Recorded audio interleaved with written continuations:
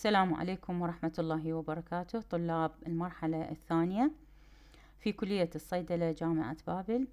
Our subject today is renal physiology.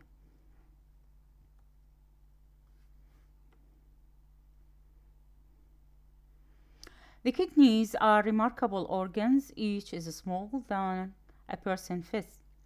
But in a single day, the two organs processes approximately 1,700 liters of blood and combine its waste products into approximately 1.5 liters of urine. As a part of their functions, the kidney filter physiologically essential substances such as sodium, potassium from the blood and selectively reabsorb those substances that are needed to maintain normal composition of internal body fluids. Substances that are not needed or are in excess pass into the urine. The kidneys perform excretory and endocrine functions. The renin-angiotensin mechanism participates in the regulation of blood pressure and in the maintenance of circulatory blood volume. As endocrine function of the kidney, erythropoietin stimulates red blood cell production. So, kidneys have multiple functions performed for the maintenance of normal body physiology, including reabsorption of important substances and excretion of waste products.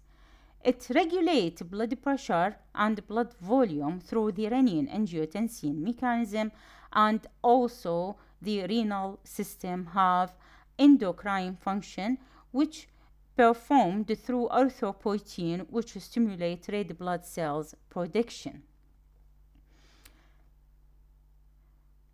As a gross structure, the kidneys are paired bean-shaped organs that lie outside the peritoneal cavity in the back of the upper abdomen, one on each side of the vertebral column at the level of 12th thoracic to the 3rd lumbar vertebrae.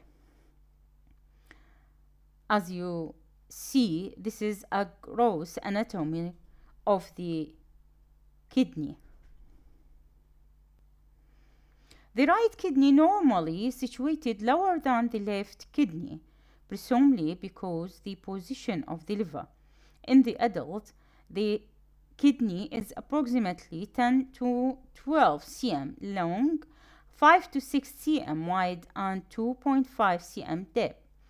The weight is approximately 113 to 170 grams. The medial border of the kidney is indented by a deep fissure called the hilus. As you see, this is the hilus.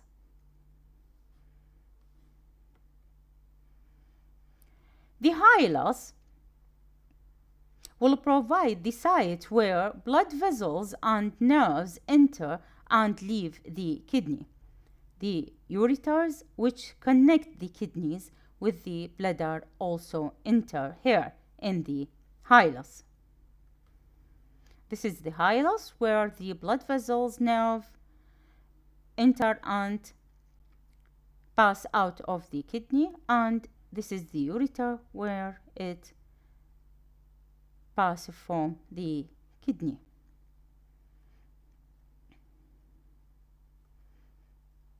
Another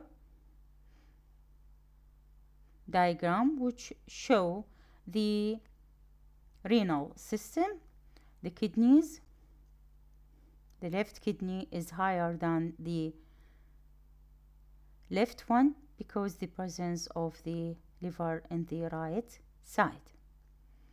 And this is the hilus where the blood vessels and the ureter pass. Kidney is a multilobular structure. It's composed of up to 18 lobes. Each lobule is composed of nephrons. What do we mean by nephrons? Nephrons are the functional unit of the kidney. Each nephron has a glomerulus that filter the blood, and a system of tubular structures that selectively reabsorbed material from the filtrate back into the blood. And also this tubular system will secrete materials from the blood into the filtrate as urine is being formed.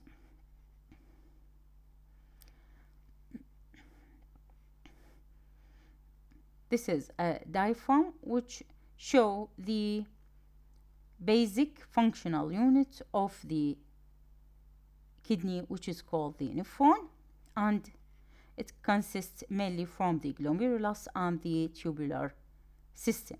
We will discuss these parts exclusively in the next lectures. On a longitudinal section, the kidney can be divided into the outer cortex and inner medulla. This is the cortex, which is the outer part, and the medulla, which is the inner part of the kidney. The cortex, which is a reddish brown, contains the glomeruli, which are the first part of the nephron, and the convoluted tubules of the nephron and the blood vessels, while medulla consists of light-colored cone-shaped masses, which is called the renal pyramids. These are the renal pyramids. Multiple renal pyramids are present.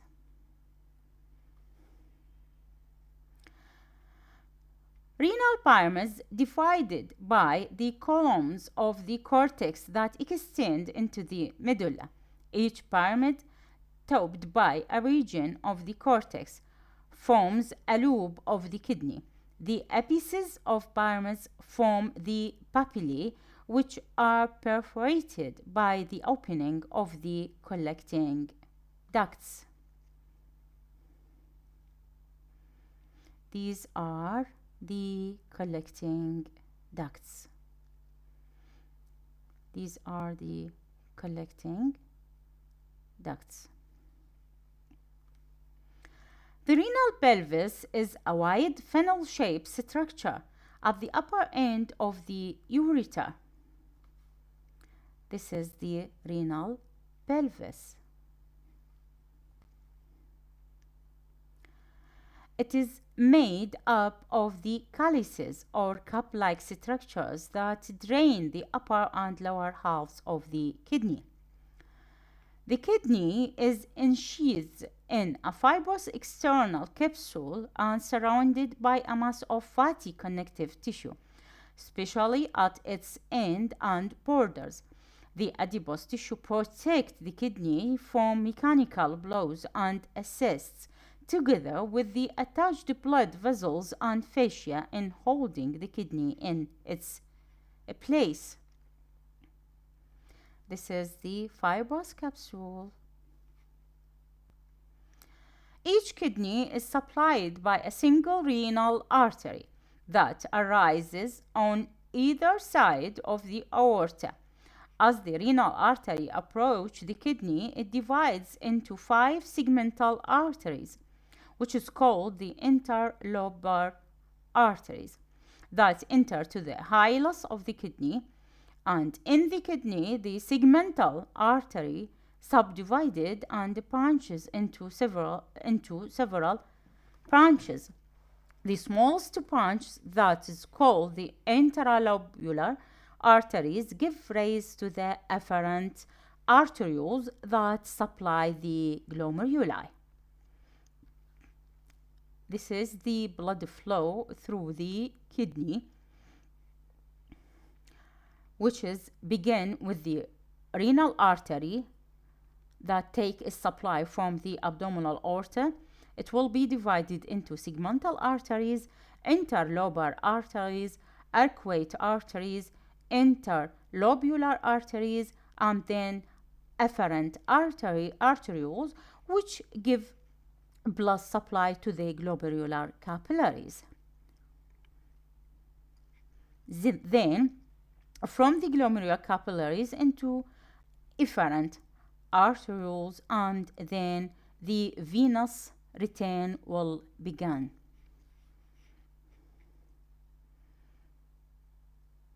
Let's talk about the nephron. Each kidney is composed of more than 1 million tiny, closely packed functional units called nephrons. Each nephron consists of a glomerulus, where the blood is filtered, and a tubular component where water, electrolytes, and other substances are reabsorbed or secreted. We have to pay attention to each part of the nephron, which is the glomerulus and the tubular system. In the glomerulus, the blood is filtered and it will pass into tubular component where water, electrolytes, and substances are reabsorbed or secreted. There's no reabsorption or secretion at the site of the glomerulus. It is only occur in the tubular component. As you see in this diagram, the nephron is the basic unit of the kidney.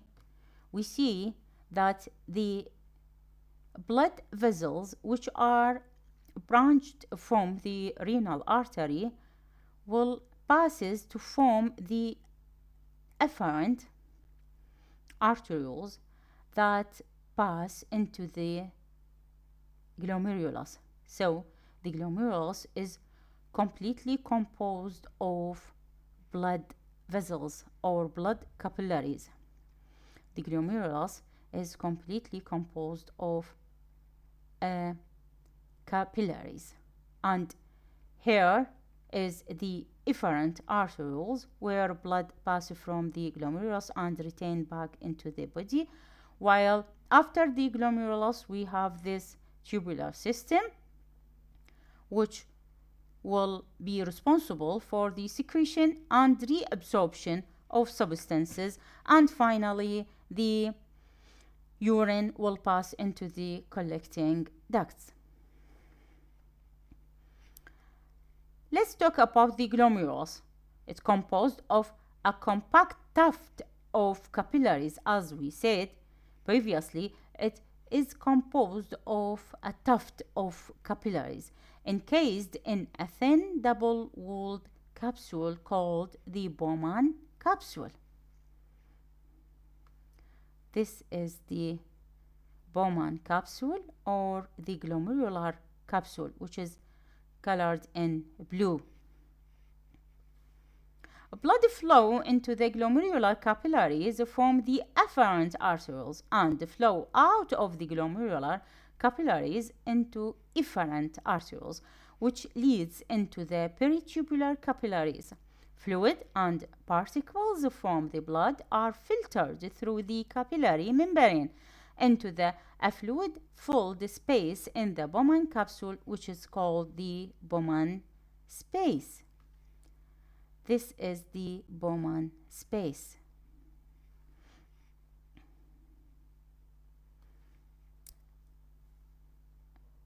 It is appear clearly here in this figure. This is the space.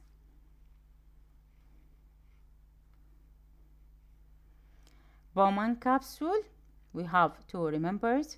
Bowman space. Okay, the portion of blood that is filtered into the capsule space is called the filtrate, and the mass of capillaries and its surrounding epithelial capsule are collectively called the renal corpuscle. So we have Bowman capsule, which is a double-walled capsule. We have Bowman space, okay, where the portion of blood filters into the Bowman capsule is called the filtrate, and the mass of capillaries and its surrounding epithelial capsule are collectively called renal corpuscle. Here we are, where the blood enters through the afferent arterioles. Okay, this is the tuft of blood capillaries. This is the glomerulus, okay, where it is composed of double layer capsule called the Bowman capsule, and the Bowman space where the blood filtered here, and this is totally called the renal corpuscle. And here the blood flow out of the glomerulus by the efferent arterioles.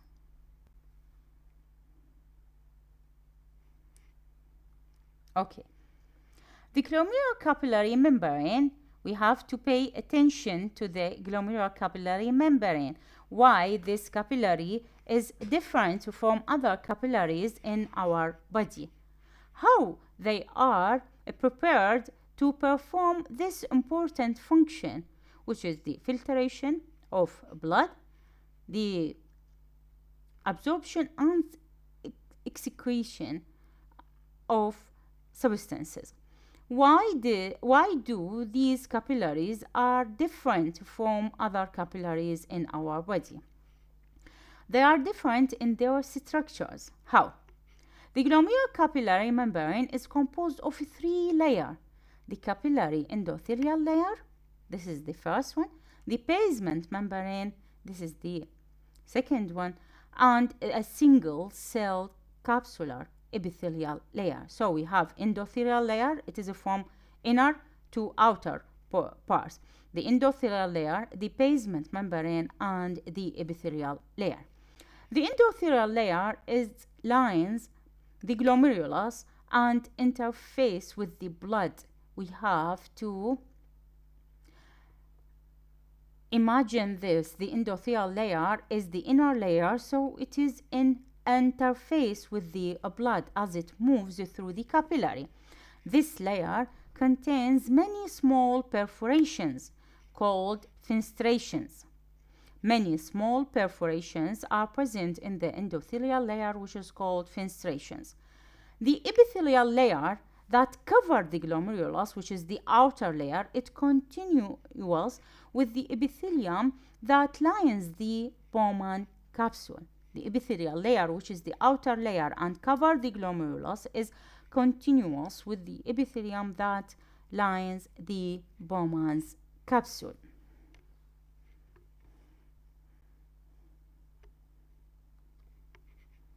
This is a good illustration of the glomerular capillary membrane. As you see, this is the endothelial layer, which is the inner layer. It has small perforations called the fenestrations. And the outer layer that covers the capillary, which is the epithelial layer, is continuous with the epithelial layer of the Bowman capsule. Let's talk about it. The cells of epithelial layers have unusual octopus-like structures. Octopus, I mean akhtabut. The cells of epithelial layer have unusual octopus-like structures that possess a large number of extensions or foot processes. These are the octopus-like cells, and these are the photoprocesses of these cells. So these cells of epithelial layer have this structure which contain large number of extensions or photoprocesses. We called it as podocytes. These podocytes embedded in the basement membrane, which is the medium layer that cover the capillary. Okay, they are embedded in the basement membrane. These photoprocesses form a slit pores through which the glomerular filtrate will pass into the glomerular capsule. So these are the filtration slits where the filtrate pass into the capsule. Okay?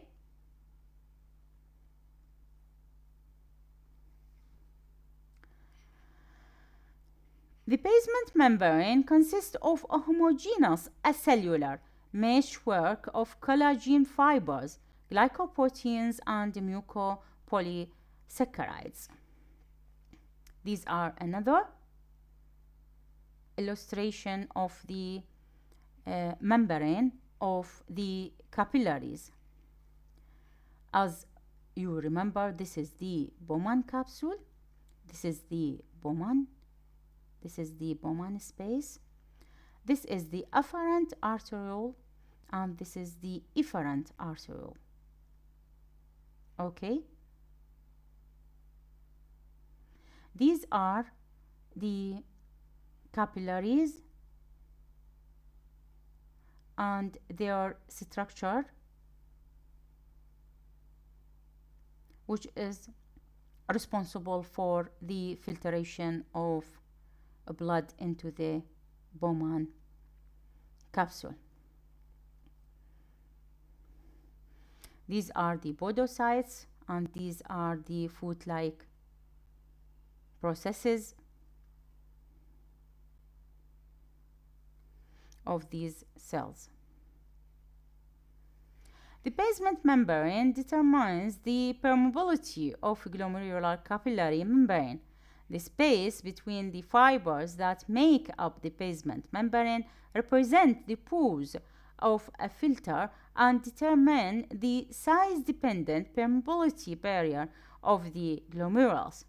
The basement membrane normally prevents red blood cells and plasma proteins from passing through the glomerular membrane into the filtrate. So, the filtrate is similar to the blood, except it contains no red blood cells and no plasma proteins.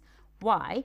Because the size of the pores in the basement membrane will determine which part of blood will pass through these pores and which part will not pass through these pores into the glomerular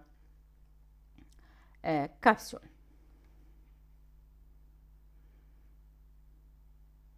This is an illustration for the parts which pass through the filtrate, parts of the blood which pass through the filtrate, and the other which not pass through it. Another important component of the glomerulus is the mesangium. The mesangium is an important component. In some areas, the capillary endothelium and the basement membrane do not completely surround each capillary. Instead, the mesangial cells, which lie between the capillary tuft, will provide support for the glomerulus in this area. Which area? The area where the endothelium and the basement membrane do not completely surround the capillary. Okay, these are the capillaries. This are the capillaries, and this is the podocytes, photoprocesses. Okay, and these are some parts of the capillary which are not covered with the basement membrane and the epithelial layer. So the mesangial cell will support these areas of the capillaries which are not covered with the basement membrane and the epithelial layer. This is the function of mesangial cells.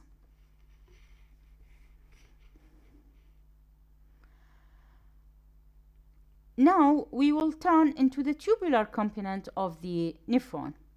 The nephron tubule is divided into 4 segments.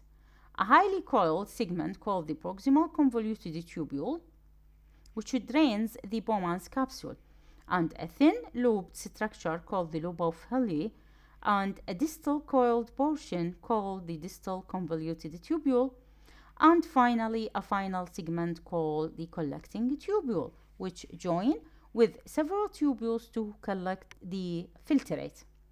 These are the tubular system, which starts with the proximal convoluted tubule, then the loop of Henle, the distal convoluted tubule, and finally the collecting duct.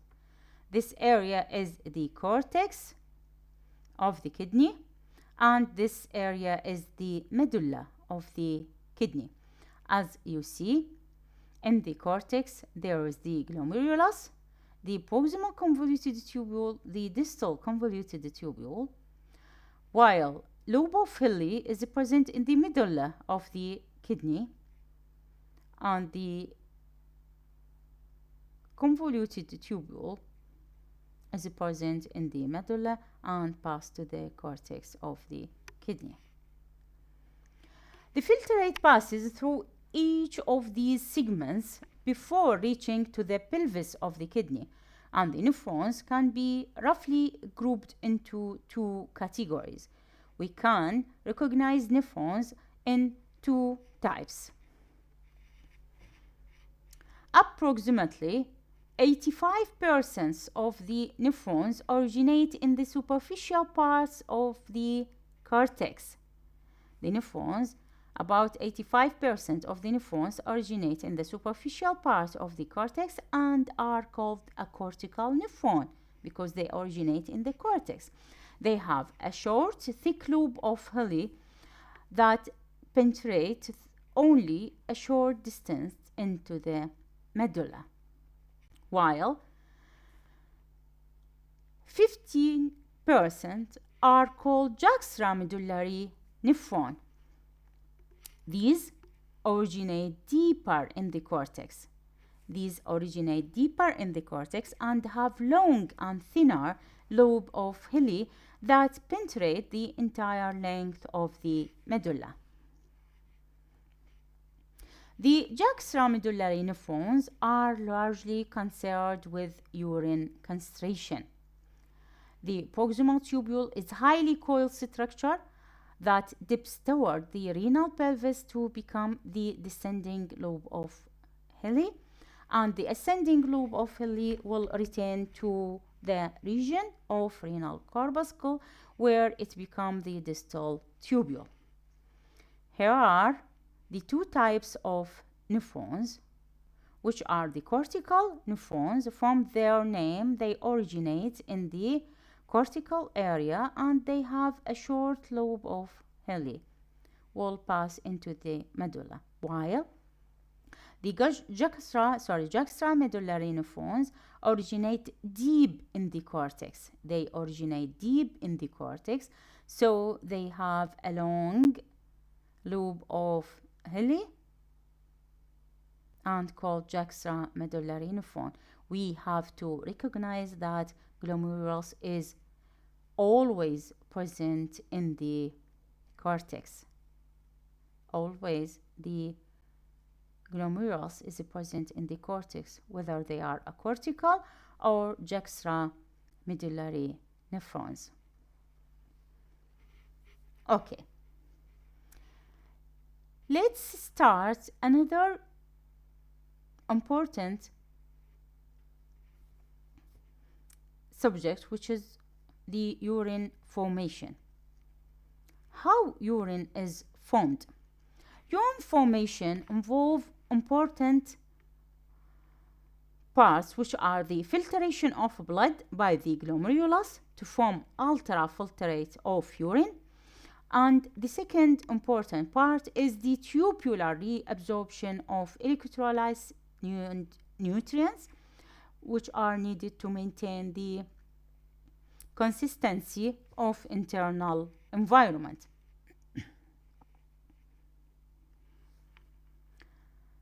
So, glomerulus is responsible for the filtration, while the tubular system is responsible for the excretion and absorption.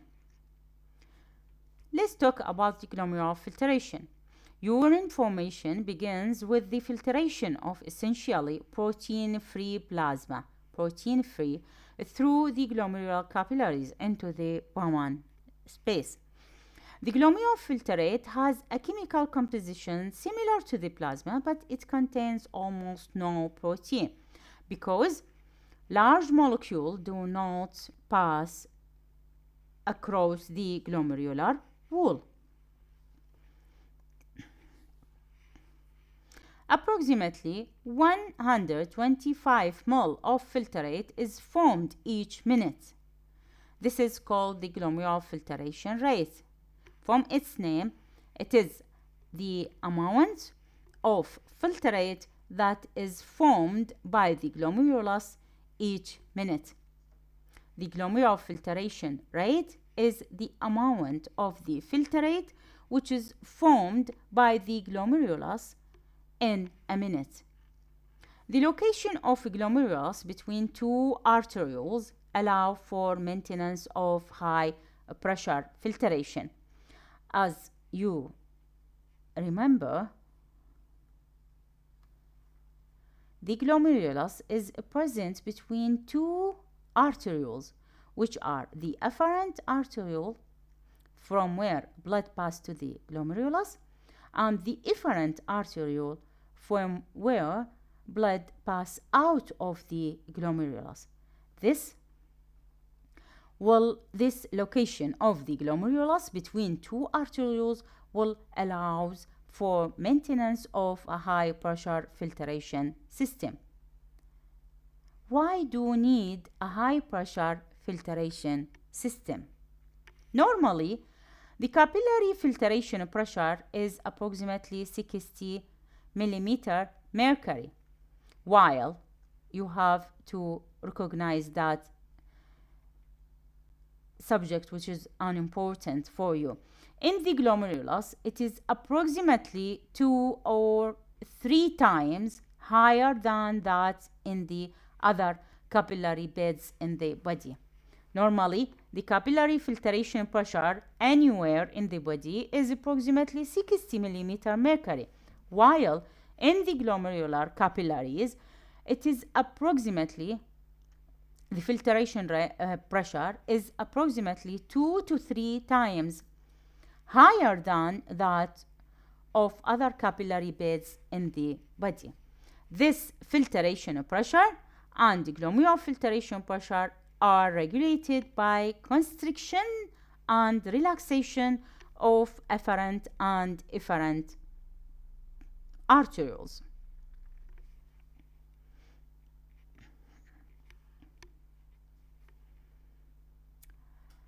If there is constriction of efferent arterioles, the efferent arterioles will have blood to pass out of the glomerulus. Constriction of the efferent arterioles will increase resistance to the outflow from the glomeruli. Why? Because there's constriction to the outflow of blood.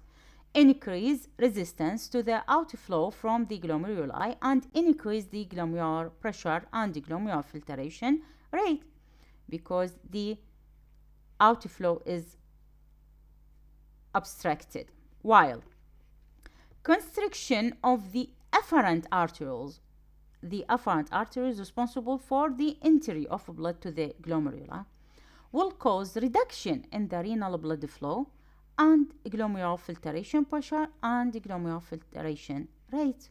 Why? Because there will be a decrease in the amount of blood which pass into the glomerulus, when there is constriction to the entry of blood to the afferent arterioles. This will cause reduction in the renal blood flow, okay, glomerular filtration pressure and the glomerular filtration rate, because there is no blood flow. These are the afferent arterioles, and the constriction to the afferent arterioles will decrease the blood flow, the glomerular pressure and the glomerular filtration rate, while these are the efferent arterioles, and vasoconstriction of efferent arterioles will increase the glomerular filtration rate, the glomerular pressure and the glomerular blood. Because why? Because the blood will continue to pass from the efferent arterioles and will be present here because there is a constriction to its outflow.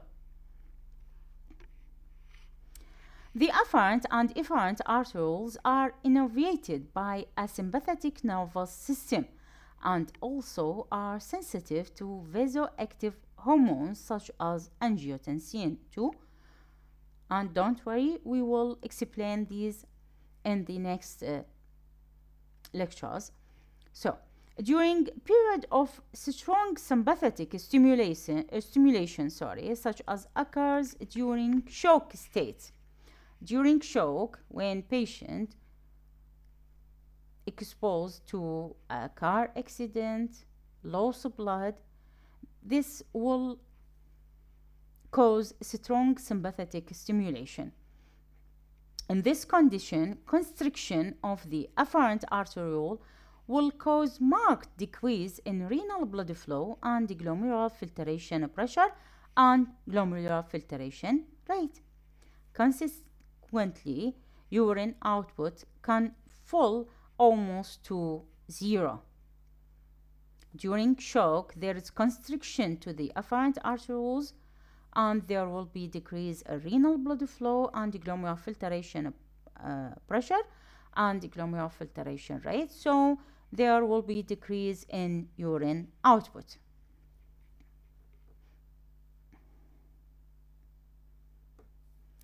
Tubular reabsorption and secretion.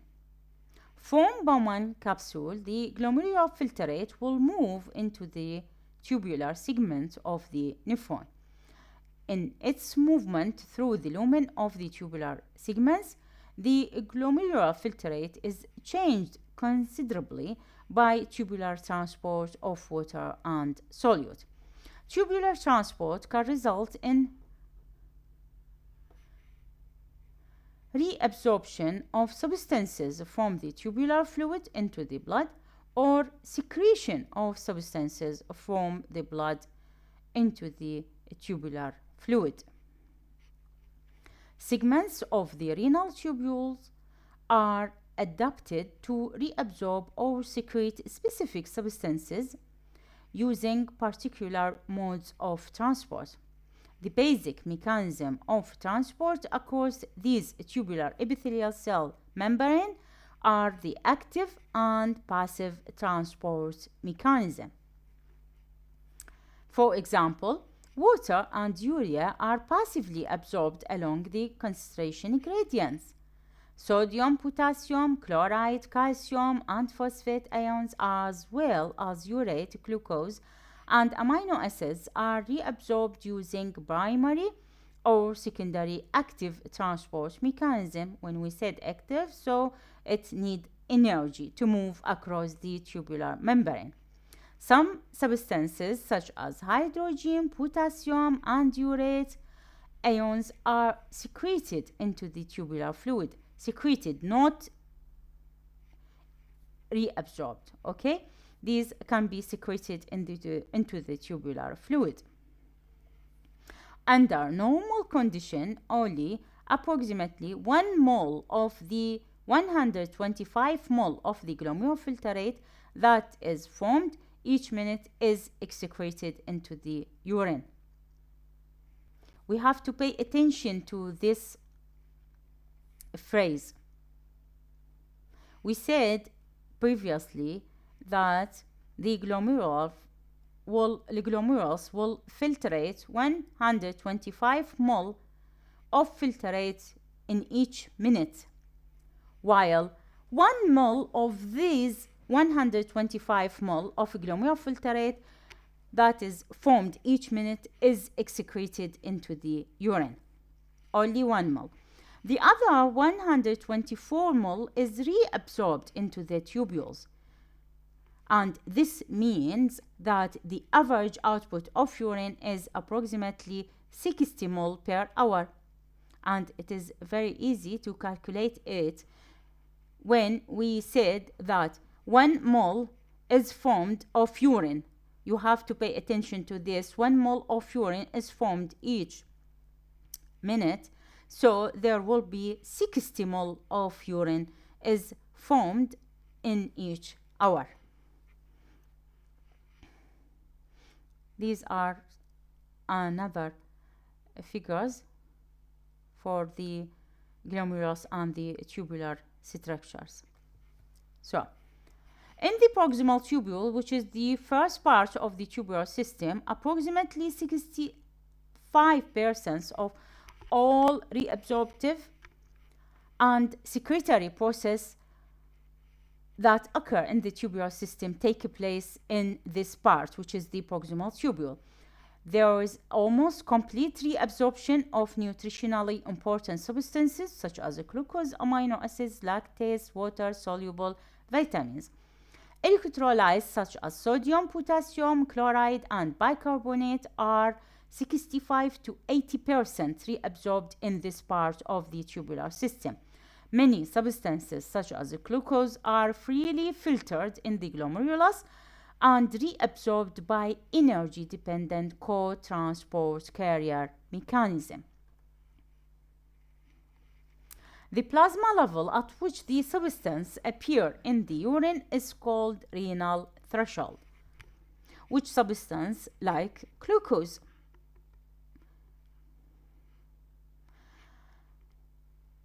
Under some circumstances, the amount of substance filtered in the glomerulus exceeds the transport maximum. For example, we have to take an example for this to understand what is the renal threshold and what is the transport maximum. For example, when blood glucose level is elevated in uncontrolled diabetic patient, the amount that is filtered in the glomerulus often exceed the transport maximum, which is normally approximately 320 milligram per minute of glucose in the normal person, and the glucose will spill into the urine. So there will be appearance of glucose in urine, which is abnormal condition. It will not occur in the normal person with normal pancreatic function.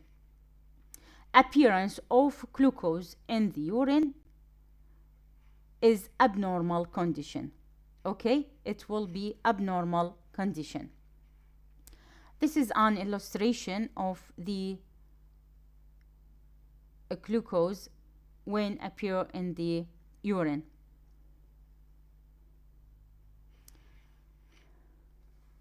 This is the glomerulus, and the glucose will pass in a large amount in the blood, so it will pass through the tubular system into the proximal tubule. Normally, the glucose will be reabsorbed and will not appear in the urine of the normal person. When the renal threshold is crossed, so urine will contain glucose. Where this occur in the uncontrolled diabetic patient. This is called the renal threshold.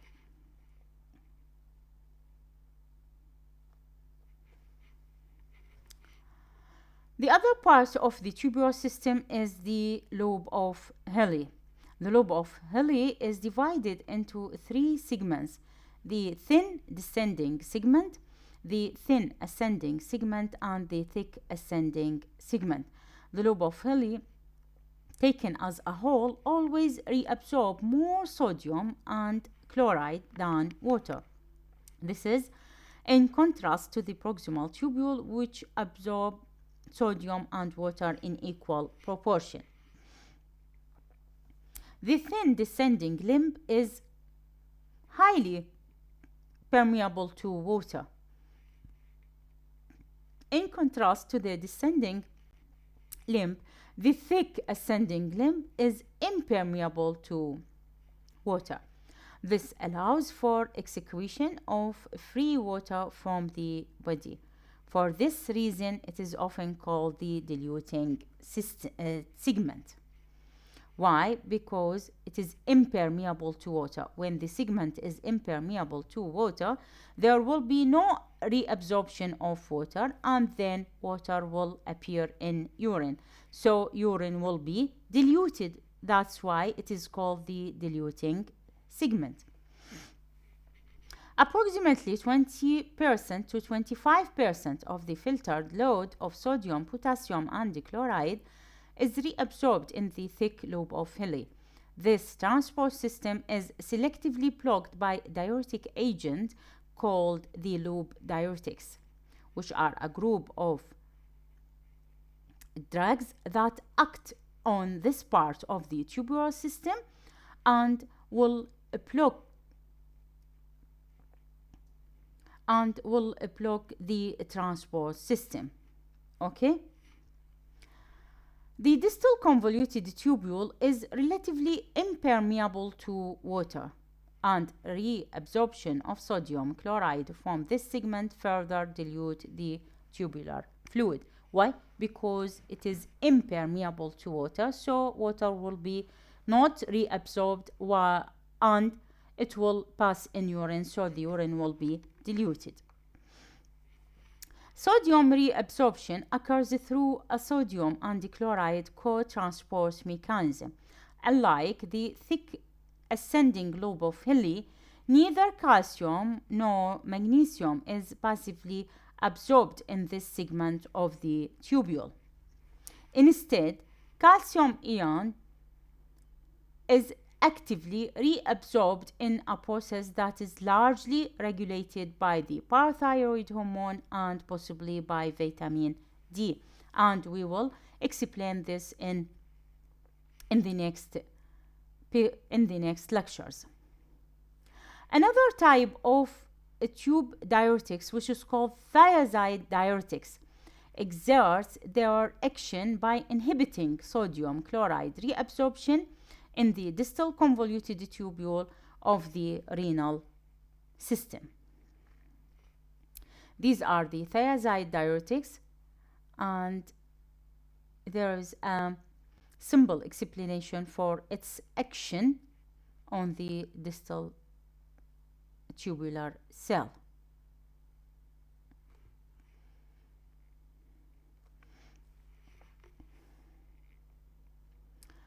An important part of the tubular system is the late distal tubule and the cortical collecting tubule. The late part of distal tubule and the cortical collecting tubule. Why we need to understand these important parts of the tubular system?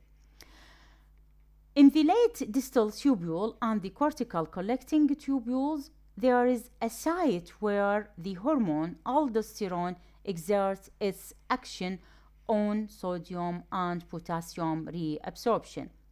Because sodium and potassium are very important for maintenance of our body homeostasis. This site, which is the late distal tubule and the cortical collecting duct, is largely responsible for determining the final sodium concentration in the urine. The late distal tubule with the cortical collecting tubule is also the major site for regulation of potassium excretion from the body.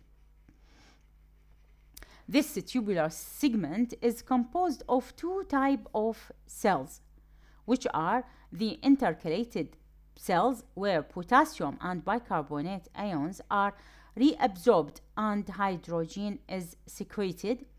And the other type are the principal cells, where aldosterone exerts its action. So aldosterone will exert its action on the principal cells that are present in the late distal tubule and the collecting ducts. These are illustration for its. What the principal cells will do? The principal cells will reabsorb sodium and facilitate the movement of potassium into the urine filtrate and finally to pass out of the body in urine. Under influence of aldosterone. This is under the influence of aldosterone. Sodium will move from the urine filtrate into the principal cells, and from these cells it will move into the surrounding interstitial fluid and peritubular capillaries. So sodium will retain into the blood by the effect of aldosterone on the principal cells. While under influence of aldosterone, potassium will move from the peritubular capillaries into the principal cells and then into the urine filtrate in the opposite direction. Sodium will move from the filtrate into the principal cells and then return to the blood, while potassium will pass in the opposite direction. It will move from the peritubular capillaries into the principal cells and then into the urine filtrate, where it will be moved out of the body in urine. These are the actions of principal cells. These are illustration how aldosterone will act. Now,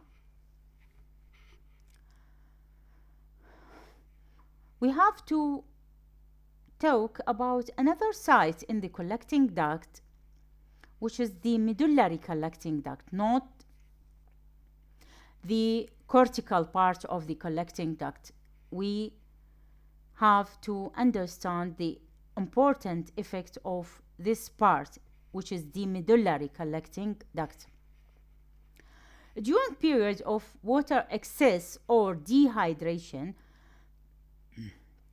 our kidneys play an important role in maintenance of water balance. How? By the effect of antidiuretic hormone, which exerts its effect in the medullary collecting duct.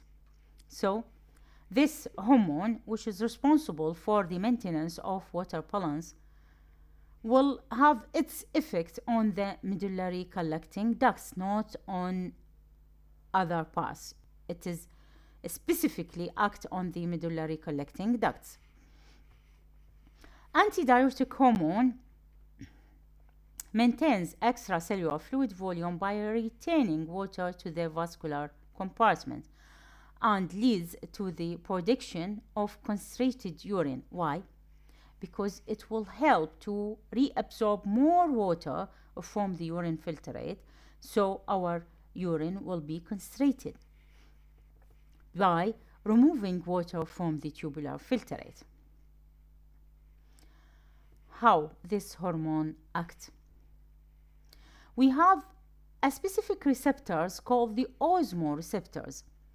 These receptors are present in the hypothalamus, which is an important part of the endocrine system. These osmoreceptors will sense the increase in the osmolality of extracellular fluid and stimulate the release of antidiuretic hormone from the posterior pituitary gland. This hormone will be secreted from the posterior pituitary gland by the effect of osmoreceptors sensitization to increase osmolality of extracellular fluid.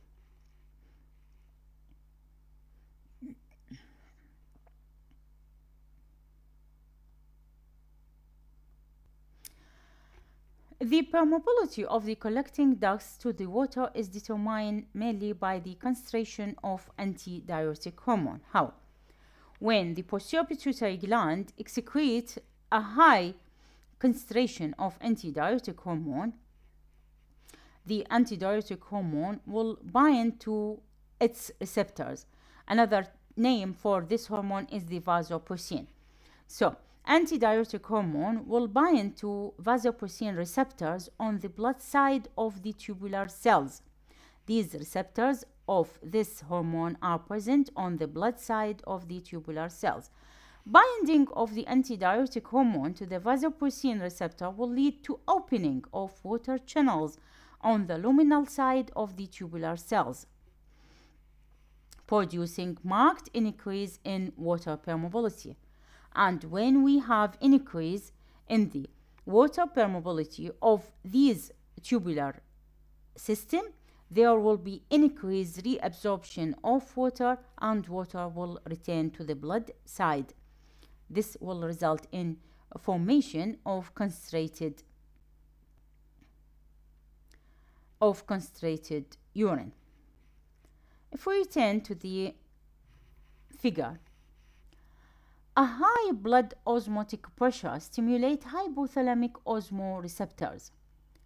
This is the hypothalamus, and here is the osmoreceptors. The osmoreceptors activate the neurosecretory cells that synthesize the antidiuretic hormone in the posterior pituitary gland. So, nerve impulses liberate the antidiuretic hormone from the axon terminals in the posterior pituitary glands into the blood stream. When antidiuretic hormone is secreted into the bloodstream, these changes will occur. First, the kidneys will retain more water, which decreases the urine output, or it will produce concentrated urine. Also, antidiuretic hormone will act on the target tissues, which are the sweaty glands, and decrease the water loss by perspiration from the skin. Okay? And also antidiuretic hormone will cause constriction of the arterioles and increases blood pressure.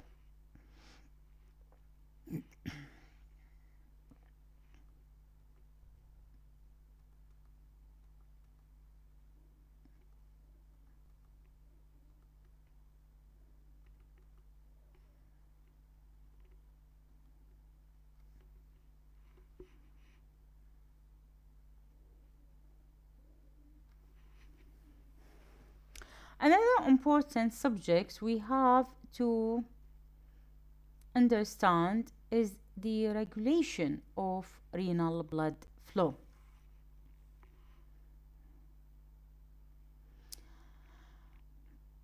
If you don't know, the kidneys are perfused with 20 to 25% of cardiac output. It means a large amount of cardiac output will pass into the kidneys. This large blood flow is mainly needed to ensure sufficient glomerular filtration rate for removal of waste products from the blood rather than for metabolic needs of the kidney. The kidney as an organ do not need this large blood flow. It needs this large blood flow to ensure sufficient glomerular filtration rate for removal of waste products from the blood. The feedback mechanism intrinsic to the kidney normally keep blood flow and glomerular filtration rate constant despite the change in arterial blood pressure. How we keep the blood flow and the glomerular filtration rate in the kidney constant?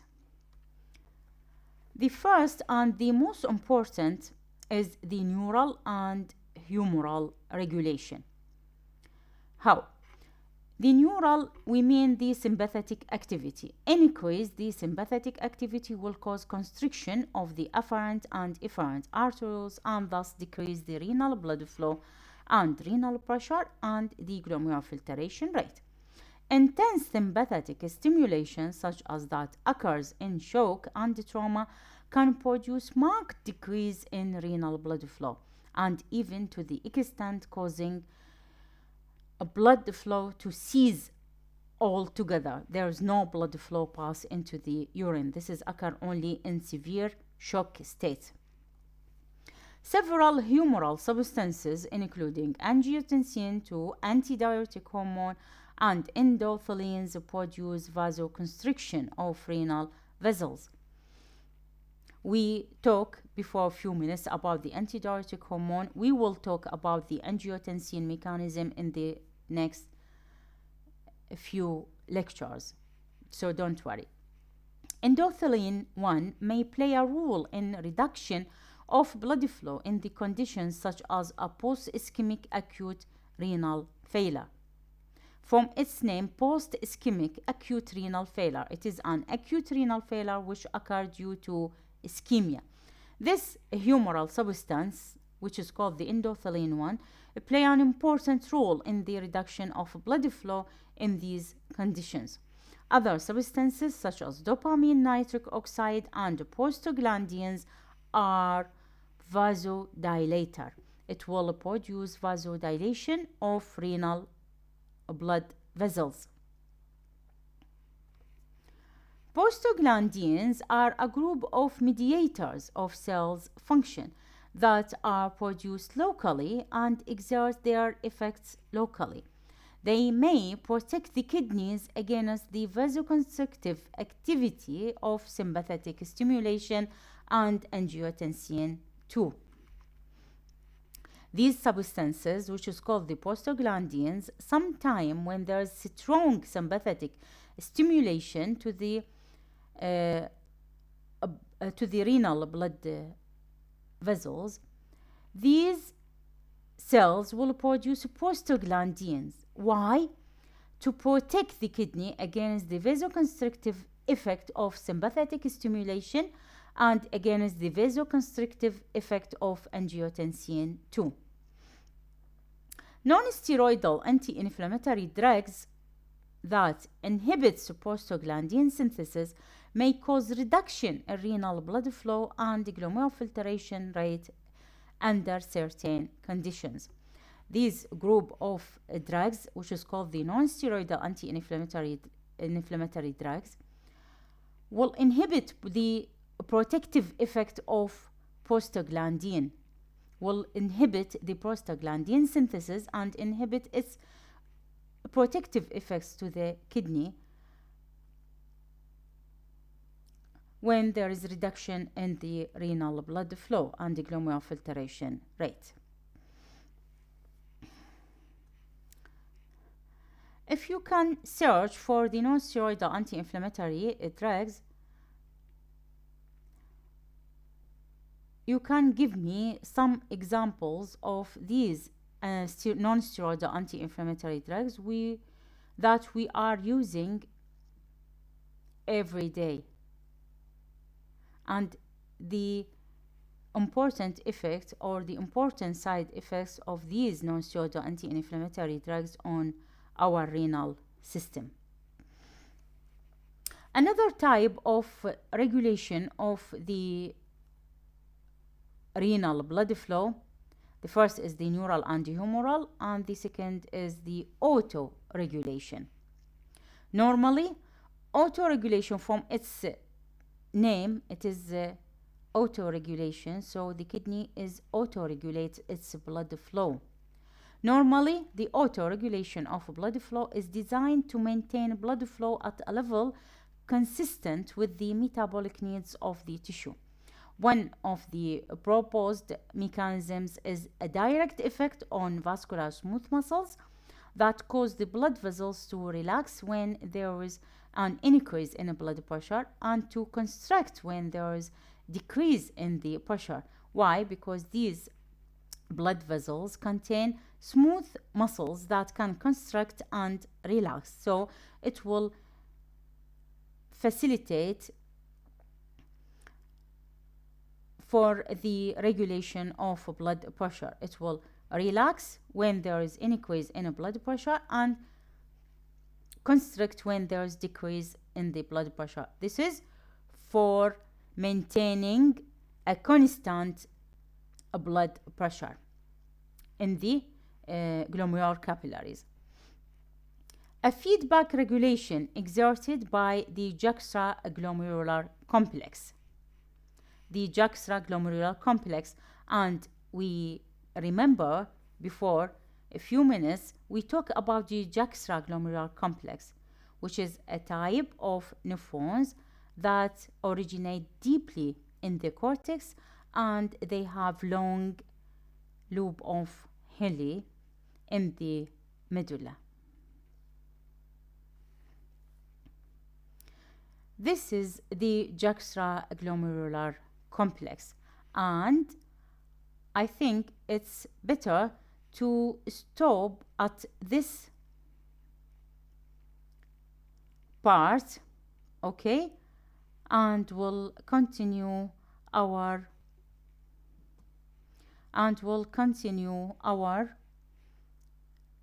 lecture in the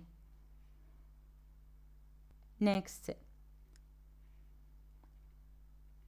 Wednesday, inshallah. Thank you very much for your attention, and I'm so thankful for you. See you in the next lecture.